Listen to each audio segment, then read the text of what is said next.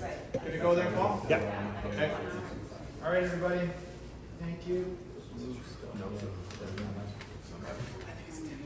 Hey guys, I just want to thank John for allowing this space to help us co-create in this healthy, high vibrational, and completely glowing environment. So I want to say thank you for that. I think all of you already know me, but for those of you who don't, for some reason, those of you who don't, my name is Sapri Prasad. I'm an intuitive chakra alignment coach. I'm an energy healer, a Reiki healer, and a psychic medium and intuitive. I also do work with chakras in businesses, in business owners. I had my first outer body experience when I was 4 years old. That's when I first learned how to astral travel. I remember very clearly floating at the top of my room in the ceiling and wondering, how the hell did I get there? And it wasn't until I was 8 years old that I saw a shadow figure following me around in 3rd grade. And it wasn't until 12 years old that I realized that shadow figure that I saw was the outline of my grandfather. 12 years old was when my mother had her own spiritual awakening. I found out that it was my grandfather because, A, she showed me a picture of her father. I did not know him because he passed away 3 days before my parents got married. It's actually very sad because in the pictures, she actually looks pretty distraught. But in me telling the story, leads into where I am today. My parents, when I was 12 years old, they both had their own awakenings. And to make a very long story short, they both saw a psychic because my mom was kept getting dreams of her father. And because she kept getting dreams of her father, she wanted to go see a psychic. My dad was a huge skeptic, huge, and he actually has a background in physics, metaphysics, not metaphysics, physics, actual physics. He's a scientist, and he has a PhD and everything. He just didn't believe in this stuff, right? He didn't believe in any of this until a psychic came into his department. So my dad works in radiation oncology. He helps with cancer patients. So there was a psychic that actually needed help. The psychic came to his department. When she was in remission, her gift to everybody was to give a reading to everybody. So she came to my dad, and very, very, very long story short, it changed his life. And she actually told my dad that your kids have the gift. Your kids have the gift. You should work with your kids. And we all became a very spiritual family from then on out. A couple years later, my parents became Reiki healers.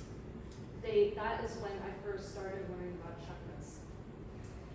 And I started learning about energy healing and energy work and how you can heal the body through energy. So when I started learning about chakras and auras, I learned that I can start seeing them in people. And that is one of the things I actually have.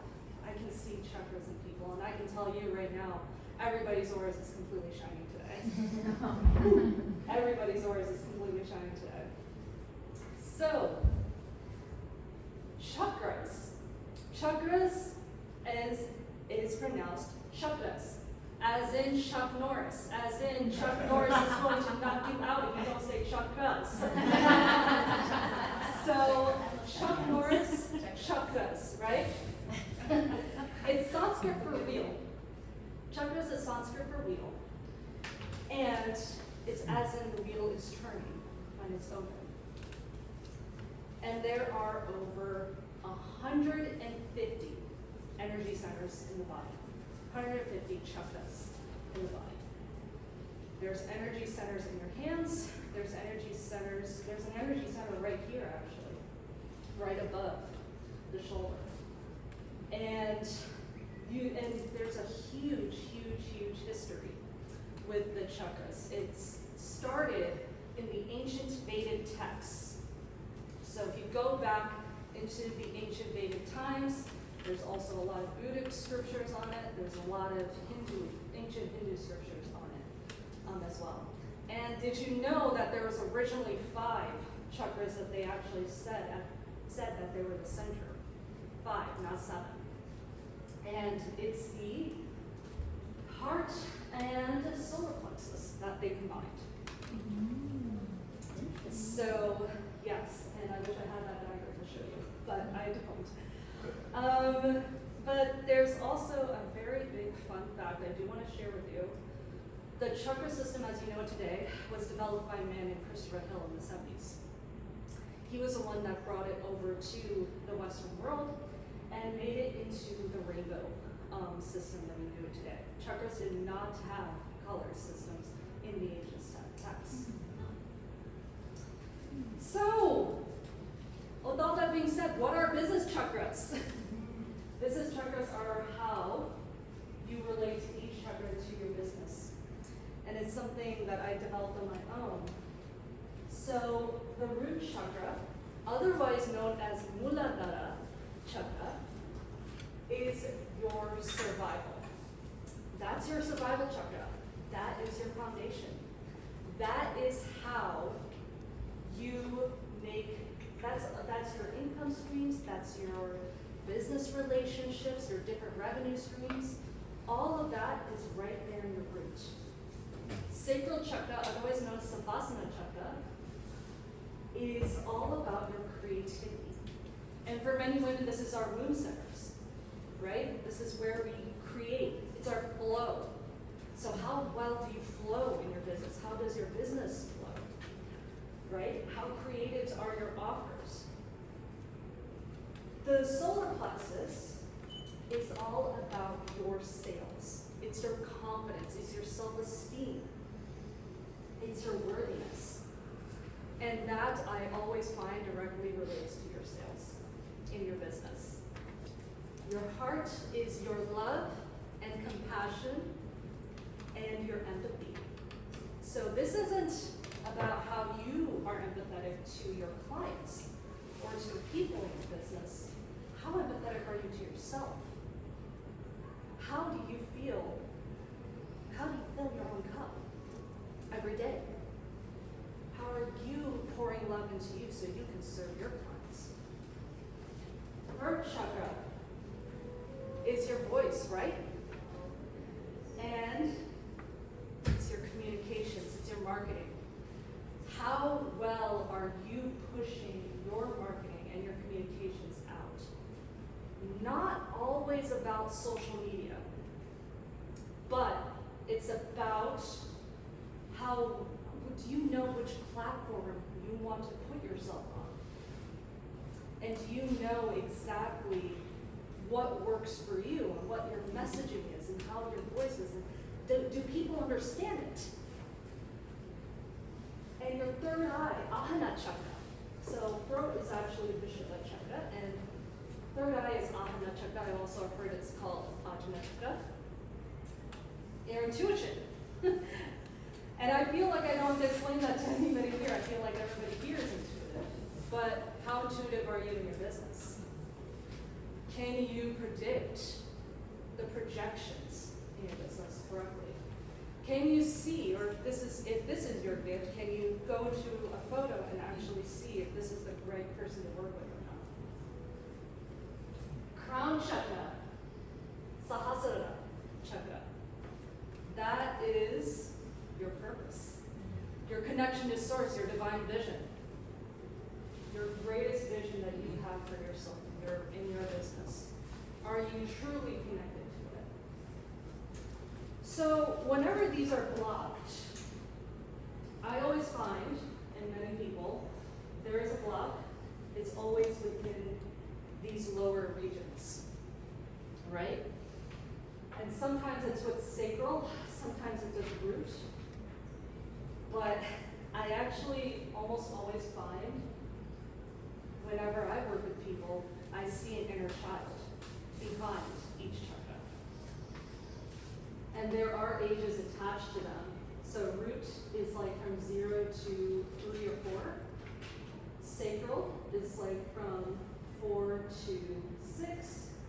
Solar plexus from 6 to 13. Heart, teenage up, and a lot of these are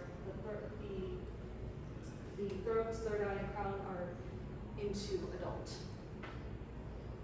So usually when there's a block or there's a chronic block within these chakras, usually there's a childhood issue associated with that. It's not always about what's going on in your business, and sometimes it is, but most of the time there's usually something not necessarily traumatic, but something that happened that you had to get on. Yeah, exactly. So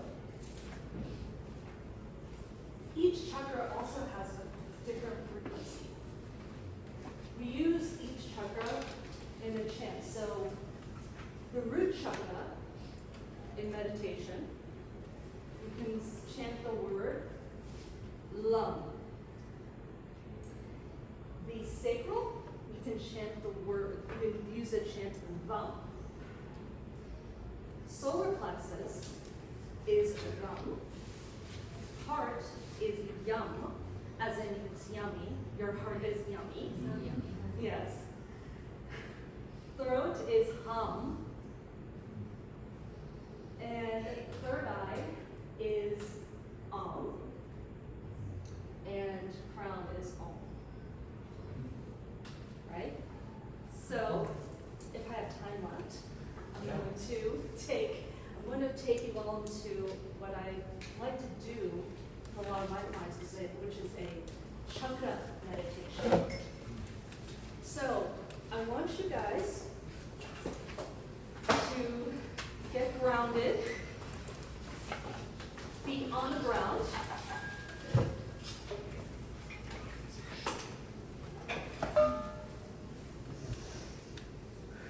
And take a deep breath in.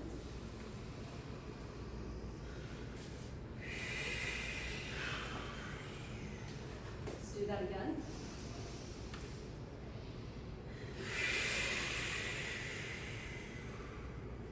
And I want you to rub your hands together like this. Put your hands right on your root. And I want you to imagine a white light coming straight from the ether and going straight down to your root. And let's chant Lam. It's all together. Lam.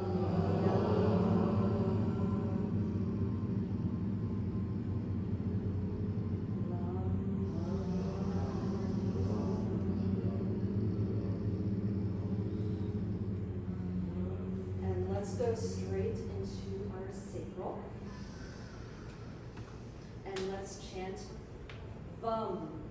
Vam.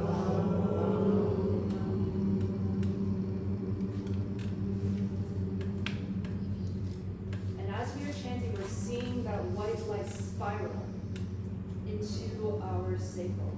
And as we exhale, we physically see that smoke coming out of our body, our gray smoke.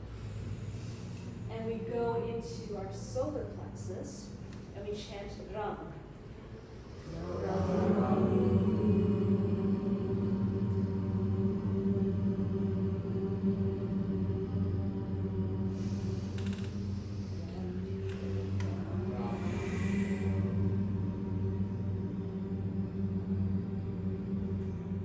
We move straight into our heart and we chant Yum.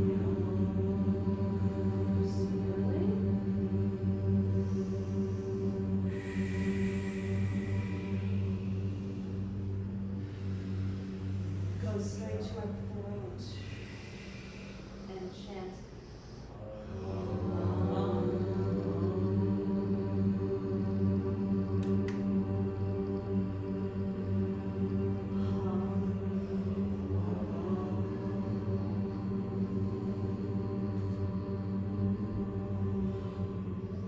Go straight into our third eye, chant Om.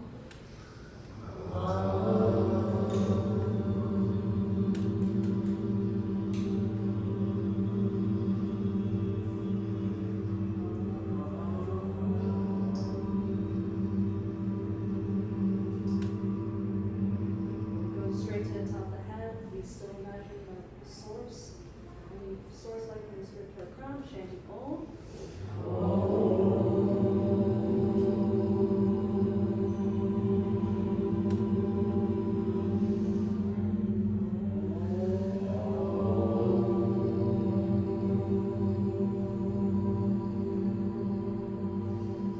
Put our hands into Namaskar. As we see, as we use our full body, we see our full body, we see our chakras lined up and lightened up, straight from the sky. We thank the universe for all of this, for all of our gifts that we put on. And we leave out anything that doesn't serve us because we are all light beings. And I want to like end with the very powerful quote that I have, which is, I have two powerful quotes, which is, we are all light beings. Each and every single one of us in this room, we are all light beings. And we shouldn't ever forget that we're all light beings. And when you do that meditation, I want you to think of that when you inhale straight from the sun, source light from the sky. And I want to end with this other quote from Rumi. Stop acting so small. You are the universe in ecstatic motion. Thank you guys so very much.